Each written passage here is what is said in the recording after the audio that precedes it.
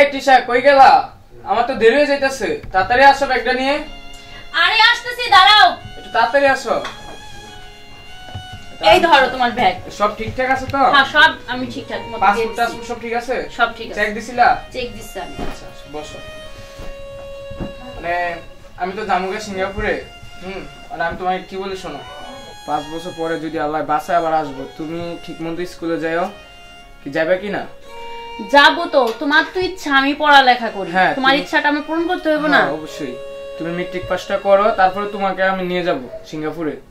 আর কোনো ছেলের দিকে তাকাইবা না। কি বলতেছো তুমি? তুমি থাকতে আমি অন্য ছেলেদের দিকে তাকাবো কেন? না তবুও বুঝো না, বিদেশ যাইতেছি তো, তুমি যদি দেশে থেকে আবার। আর শোনো, তুমি ছাড়া আমার কি আছে বলো? আমি কেন অন্য ছেলেদের দিকে তাকাবো? তুমি আমার স্বামী। বুঝছি তো তোমার স্বামী, থাকতে পারে। স্কুলে সুন্দর করে যাইবা, সুন্দর করে আসবা। আচ্ছা ঠিক আছে, তুমি এটা টেনশন করতে হবে না। তুমি সুন্দর মতো পৌঁছে আমারে ফোন দিবা, বুঝতে পারছো? আমি কিন্তু অনেক টেনশন করব। হ্যাঁ, তো তুমি আমাকে প্রমিস দাও যে কোনো ছেলের সাথে কথা বলবে। আচ্ছা ঠিক আছে, কারোর সাথে আমি কথা বলবো না। মনে থাকবে তো? আর তোমার চাচতো ফুফাতো ভাই ওরা তো আসে, বুঝো না, ভাই ভাই বলে, ওদের সাথে তো না, ওদের সাথে বেশি কথা বলার দরকার নাই। আসে হাইয়ালো বিদায় করে দিবা। আচ্ছা জি, শোনো, তুমি তো পুরুষ মানুষ, আমাদের বাড়িতে একটা মানুষই ছিল, তুমি এখন চলে যাইতেছো, তার পরবর্তীতে আমার অনেক কিছু দরকার পড়বে, তখন আমি কারে দিয়ে আনাবো বলো? আমি মেয়ে মানুষ সবসময় কি বাজারে যেতে পারবো? তুমি আলামিন ভাই আছে, আলামিন ভাইরে কল দিবা, দিয়া যা লাগে সদাই আমি ওর কাছে টাকা দিয়ে দেবো। তুমি ওরে ফোন দিয়া সদাপাতি আনবা, বাজারে যাওয়ার দরকার নাই, ঠিকমতো স্কুলে যাইবা, প্রাইভেটে যাবা, ঠিকমতো আসবা। আচ্ছা ঠিক আছে, তুমি এত টেনশন করো না। এত টেনশন নিয়ে বিদেশ যাবা কি কইরা? তুমি তো আমার একটা লক্ষ্মী বউ, বুঝো না? আমি যদি তোমার লক্ষ্মী বউ, তাহলে আমার বুঝো না কেন? তুমি শোনা, তুমি এমন করতেছো কেন বলো তো? শুধু আমায় সন্দেহ করো। না করমু তো, তোমার মতো সুন্দর বউ কি আর কয়জনে পায়? কি কইতেছো কিন্তু তুমি? আচ্ছা চলো, তোমার তবে দেরি হয়ে গেছে। আচ্ছা দাও দাও, তুমি রাখ করো না। হ্যাঁ যাই, ভালো থেকো, আর ঠিকমতো স্কুলে যাইও। যাই, হ্যাঁ। আর আলামিন ভাইরে কল দিও, কিছু লাগবে, বাজারে যাওয়ার দরকার নেই।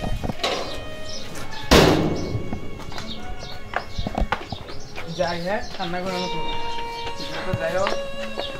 কান্না করুম না, তুমি এই 5 বছর পর আইবা, আমি তোমার সাথে কেমনে থাকব? কান্না করার দরকার নাই, তোমার স্কুলে যাই ঠিকমতো। আর আমি তো আলামিন ভাইরে সব বলে গেছি, তোমার বাজার সদাই করে দেবো, বাজারে যাওয়ার দরকার নাই, আর কোনো ছেলেকে দিকে তাকানোর দরকার নেই, ঠিক আছে? তুমি এক কথা বারবার বলছো, তুমি আমার সন্দেহ করে থাক, তোমার আর বিদেশ যাইতে হইব না। থাক, কান্না করো না, বিদায় দাও, যাই। আচ্ছা ঠিক আছে, আল্লাহ হাফেজ। আল্লাহ হাফেজ।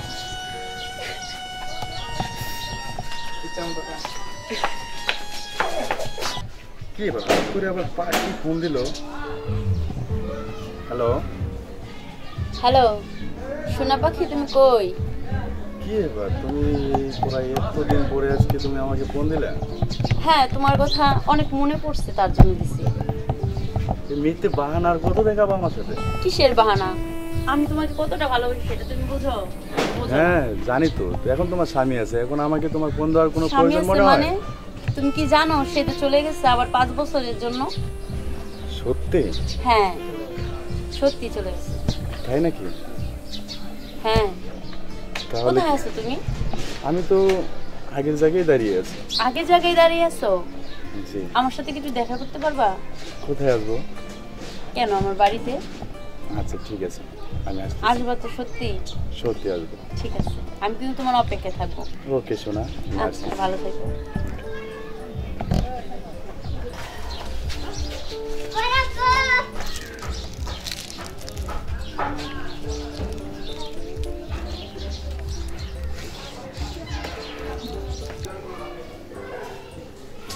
বললো এখনই আসতেছে, কই কোনো খবরই তো নাই। আর এমনি ঢুকছি হলো কাজের ছেলের রুমে, কখন যে আবার কাজের ছেলেটা এসে পড়ে আল্লাহ জানে। আসার এখনো কোনো নাম বন্ধ নাই, এখনো আসতেছে কেন? আর রুমের ঠিকানাটা না বলে তো আসতে পারবো। হ্যালো, হ্যাঁ বলো। শোনো, ওই যে আমার পাশের রুমে যে কাজের ছেলেটা থাকে না, ওই রুমে সরাসরি চলে এসো, বুঝতে পারছো? আমার রুমে কিন্তু যাও না। আচ্ছা, আমি তোমার অপেক্ষা থাকবো।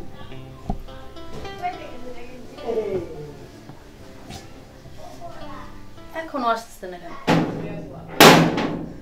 আরে আসো না, দরজা খোলাই আছে, চলে আসো। এই যে আমি। এই রুমের এই অবস্থা কেন? আরে এই রুমে কি আমি থাকি? মনে হয় তোমার এটা হলো কাজের ছেলের রুম রাবিশ রাবিশ মানে কাজের ছেলেটা একদম নোংরা আর বইলো না। এখন তোমায় নিয়ে আসছি তো আমার রুমে যাওয়া যাবো না, কখন কোন সময় মানুষ চলে আসে বুঝো নাই, আর এই রুমে তো কেউ আসে না, মনে করবো কাজের ছেলে আছে বুঝো নাই, এই কারণে আমি তোমায় নিয়ে আসছি। আচ্ছা শোনো জানো আমি কথার মতো কথা হলো, তোমার স্বামী কয় বছরে ভিসার জন্য গেছে? 5 বছর। তাহলে 5 বছর তুমি ফ্রি? 5 বছর আমি ফ্রি। আর দেখো না খালি বলে পড়ালেখা, আরে গেলে আমার মাথায় আর কুলায় না, বুঝতে পারছো?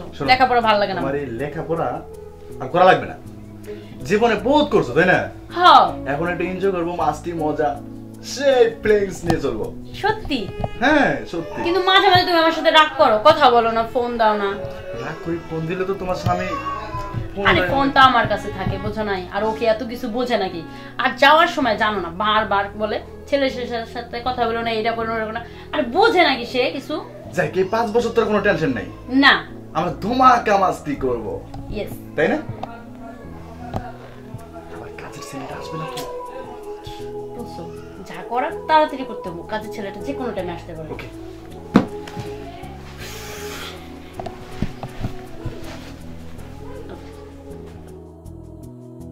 আরে ছাড়ো দিলে, ছাড়ো।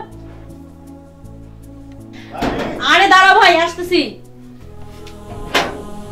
ভাবি এই যে কাঁচা বাদাম আছে আপনার। ও কাছে বাজান আনছে? আচ্ছা রাখেন তো নে। এই রুমে। ভাবি আপনি আমার রুমে কে? ও আপনার রুমে কে? আমার ছোট ভাই আইছে বাড়ি থেকে বুঝছেন, তার জন্য রাখতে আসছিলাম এই রুমে। আপনি ছোট ভাই আছে না? ও হ। ভাবি দেখেন আমি যে অবস্থায় থাকি, এই নোংরা বুঝছেন কি খেতা বাতি দেখছেন, এই রুমে আমার আপনি ব্যালেন্স দিয়ে। আরে সমস্যা নাই কা, এনি থাকতে পারবো না ভাবি উঠান আপনার রুমে নামবেন। আরে না উঠান লাগবো না, তোমার কাজ থাকলে তুমি কাজ করো কাজে। ভাবি আমার একটু জানো না ভাবি? আরে জানা লাগবো না, এখন পরে জারুম নি। না ভাবি দেখেন এবার কি মনে রয়েছে। আরে থাক জানা লাগবো না ভাবি না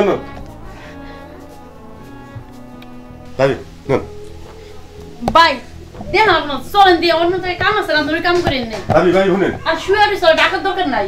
ঘরটা একটা নোংরা হয়েছে ভাবি বুঝছেন, তাও আমার ভাইয়া হইব না। ভাই ভাইজান ডাকেন না ভাই, ভাইজান ভাই থাক দেখেন না। ভাইজান আরে থাক ডাকেন না, তো ঘুমাইছে ভাই, দেখেন না ঘুমাইছে, থাক তো অনেক জায়গা দিতে হইন না।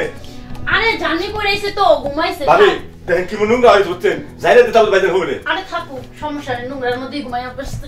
ভাইজান ভাবি আরে থাক না আপনি অন্য আপনি কমানছেন, আমি জায়গা দিই। ভাইজান আরে থাক ঘুমাইছে ভাই। আলামিন তুই এনে ভাবি কামরা বেশি ভালো করেন না। এই দেন ভাই এই যে কষ্ট করে এত কষ্ট করে কাম দাম করে আপনাকে টাকা পয়সা দেয়। ভাই ওর থাকার জায়গা নাই তো, তাইলে ঘরে রাখতে চাইছিলাম বুঝছেন, এই সারা কিছু না। না। আপনি অন্য মাইটে নিন না। ভাবি শুনেন, আমি এখানে যদি অন্য বেশি দেখতো কি অবস্থা হইতো। আব্দুল ভাই আমার এবার মাফ করে দাও, এসব কথা যদি আমি বাইরে জানাজানি হয় তাহলে আমার মান সম্মান কিচ্ছু থাকতো না। এবারকার মতো মাফ করে দাও। হ্যাঁ ভাই মাফ করে দেন, দেখেন এসব কথা বাইরে জানাজানি গেলে আমার সংসারটাও ভেঙে যাবে ভাই, কে কিছু কইেন না। ভাবি শুনেন প্লিজ ভাই এবারকার মতো মাফ করে দাও, আর জিন্দগিতে এরকম ভুল করবো না। ঠিক আছে আলামিন তুই যা। শুনেন ভাবি এই যে কামরাতে করছে এটা আপনি ঠিক হয়েছে? হ্যাঁ তাহলে শুনেন ভাইজান গেছে কষ্ট কইরা আপনি দেখে দেন কত টাকা পয়সা পাঠা, আপনি কিছু অভাব আছে? কোনো কিছু অভাব নাই, আপনি বেতন চাকর কথা হচ্ছে। হ্যাঁ ভাই আমার বাড়ি চাকর না, আপনি আমার বড় ভাই, আজকে থেকে আপনি যা দেখছেন সব বুঝলা দেন ভাই। আচ্ছা ভাবি আমি ভুল করছি, এই কাম আর জীবনে করেন না। হ্যাঁ আমি বুঝতে পারিনি আসলে সত্যি তো আমার স্বামী তো অনেক কষ্ট করে, আর আমি সে টাকা এইভাবে উড়াই অন্য মানুষের পিছে। আমি অন্ধ হয়ে গেছিলাম ভাই, আমি বুঝতে পারিনি ভাই, আপনি আমার মাফ করে দেন। আচ্ছা ভাবি তাহলে আজকে তো বুঝতে পারবি আর কোনো করবেন না বুঝবি। আচ্ছা যাই ভাবি। হ্যাঁ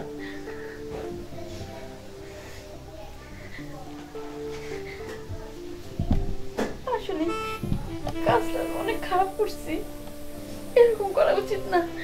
বছরের পর বছর সে থাকে একা বিদেশ, আমারও তার বোঝা উচিত তার মনটা। আমি আর একটু পুরুষের সাথে আনন্দ ফুর্তি করি, সে তো কারোর সাথে আনন্দ ফুর্তি করে না, সে তো আমার দিকে তাকিয়ে থাকে। কেন করলাম এই ভুলটা, আমি কেন করলাম?